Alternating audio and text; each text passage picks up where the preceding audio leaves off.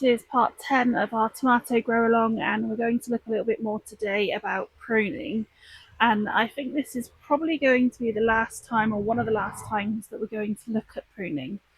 And so far we've been looking at making sure that we are pruning the lower leaves in order to make sure that we don't have any issues with any airflow or any issues with any diseases and conditions like blight and things like that. Now we're going to be concentrating on pruning the leaves in order to continue with the airflow, but to also allow the sunlight to get to the tomatoes and help ripen them.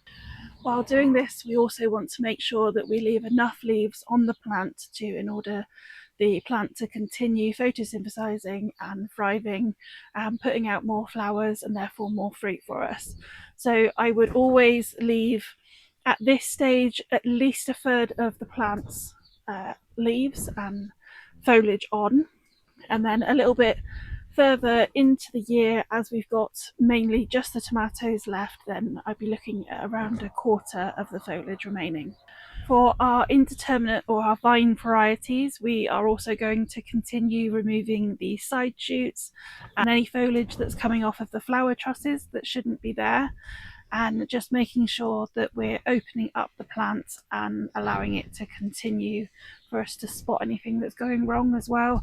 If it's easier to see the stems and it's easier to see past some of the compacted leaves on certain varieties, then we're going to avoid not seeing any early signs of blight and things like that. For our determinate or our bush varieties, it's really going to depend on what your bushes are looking like. So mine aren't really looking very congested at all, so I don't think I necessarily need to take any leaves off.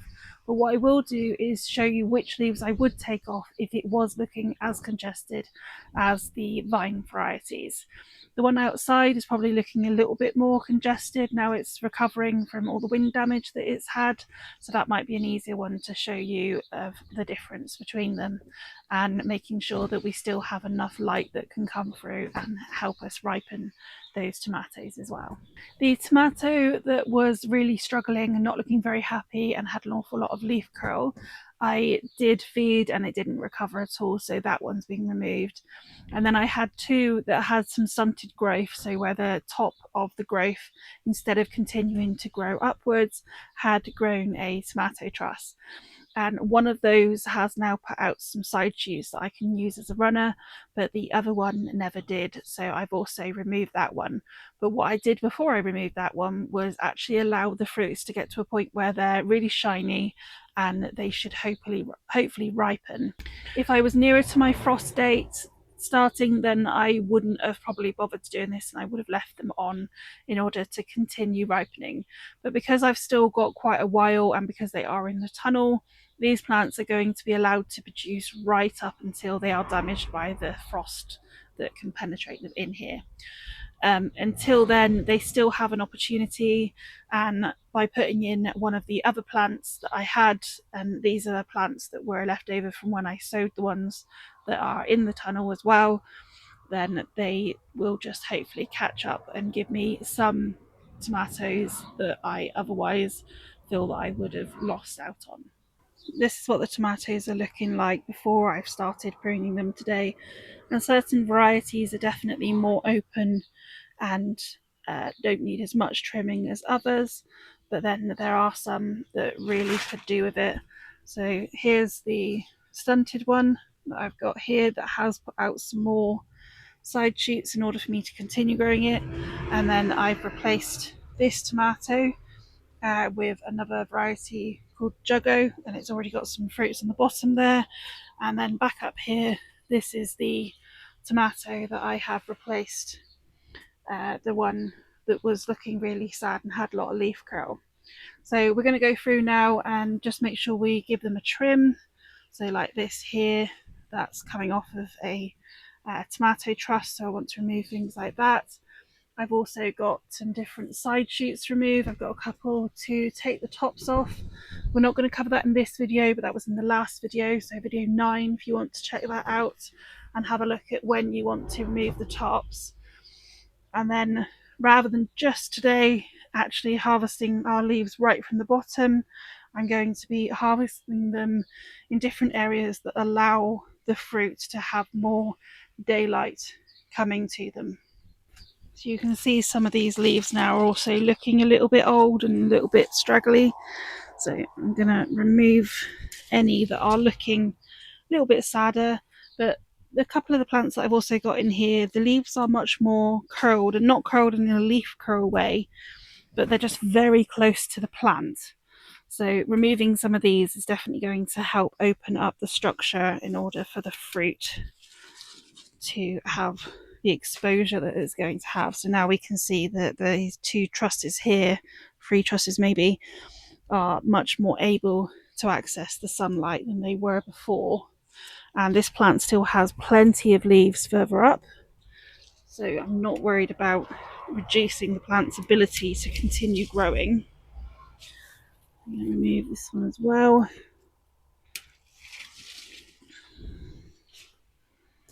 And then I'm going to go in and select, so the next truss on this plant is here. So rather than removing this lower leaf here, which there is plenty of daylight there for that one, I'm going to remove this one at the back. Oh, get the angle.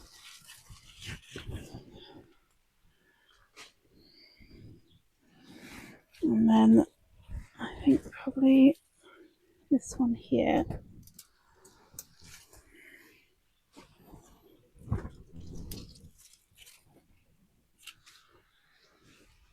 So that's all I'm going to do this week to that particular plant. But next week it may be that I'm going to go a little bit higher and remove a couple from here, and then just keep an eye on how those are doing. This particular plant has been topped, so one of the things that I need to do now is just remove the side shoots as they arrive. Just check it has been topped. Yeah, it has, but it's already putting out some new growth, so just take those off as well, and those side shoots.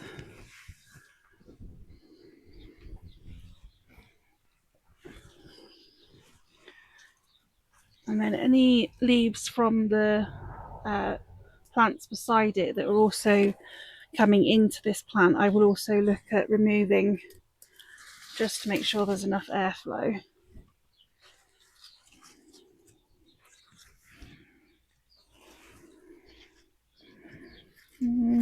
Remove one more leaf there actually. And just check for any more side shoots. I think that's it for that one. So you can see that's really quite open in comparison to what it was before, and it's much easier now for these fruits. I've got some fruits at the back here, and then I've got some more fruits all the way down the front here. So they are now going to access that light like they weren't before. Fruit is definitely struggling to set a little bit this year. So you can see on these ones that these flowers have just sort of gone brown at the end. So I'm just going to remove those because they ain't going to do anything now in reality, which is a bit of a shame, and that's not what we normally find. But it's just this year, the weather's not really been on our side for any of these. And on this one here, you can see there's some new growth coming in a space that I'm not expecting it. And if you go back, you can find that's actually from a flower truss. So I'm going to remove that off the end. We talk about that a lot more in another video, and how the weight of this can cause a lot of issues. So check back to video 8 or 9 it might be, if you want to have a look a bit more about that information. We've been talking about the trusses of fruit stems that have the additional leaves on, and I wanted to show you that this can also happen on the leaves themselves.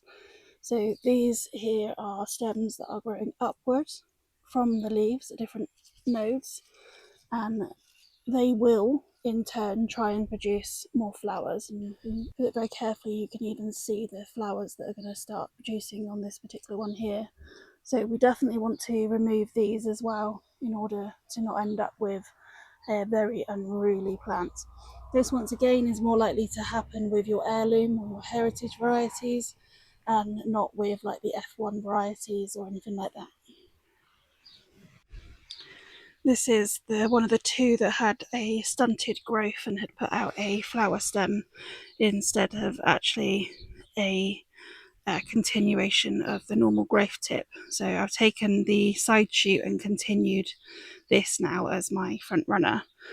But one of the things it had also done is actually have a very, very close network of these leaves.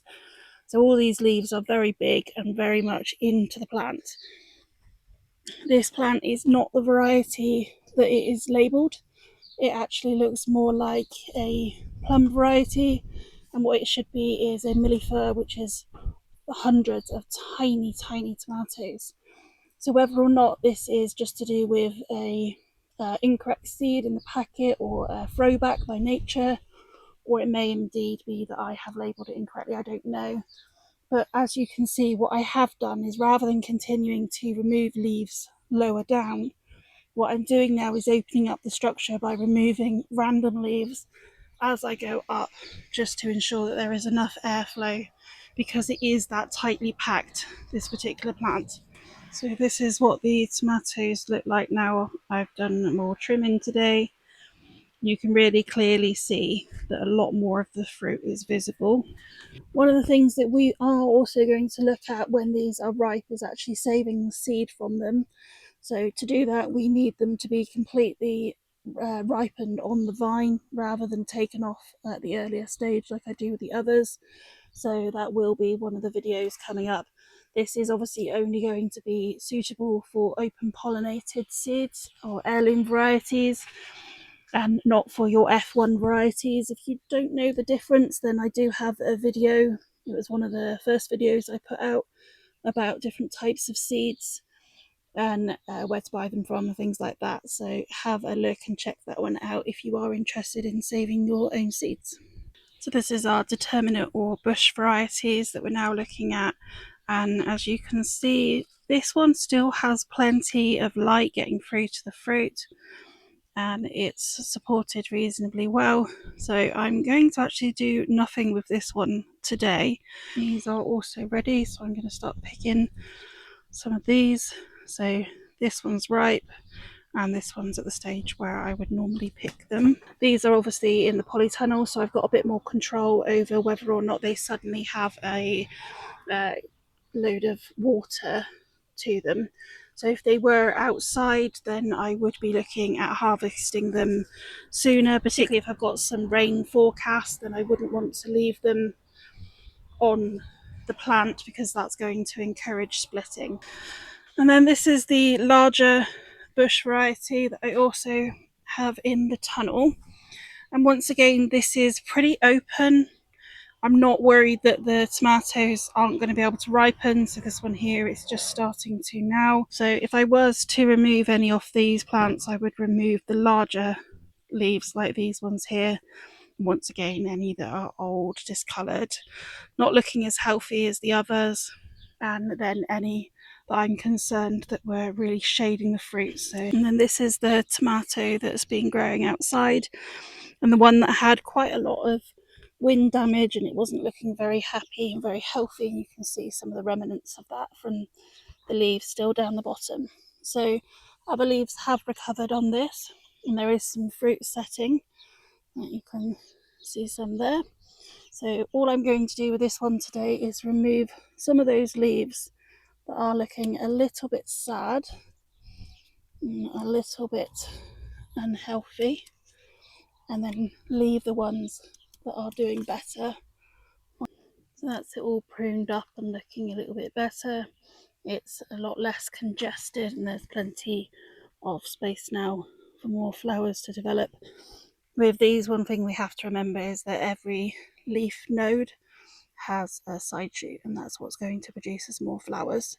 So we want to be careful not to break this side shoot as we take off any leaves.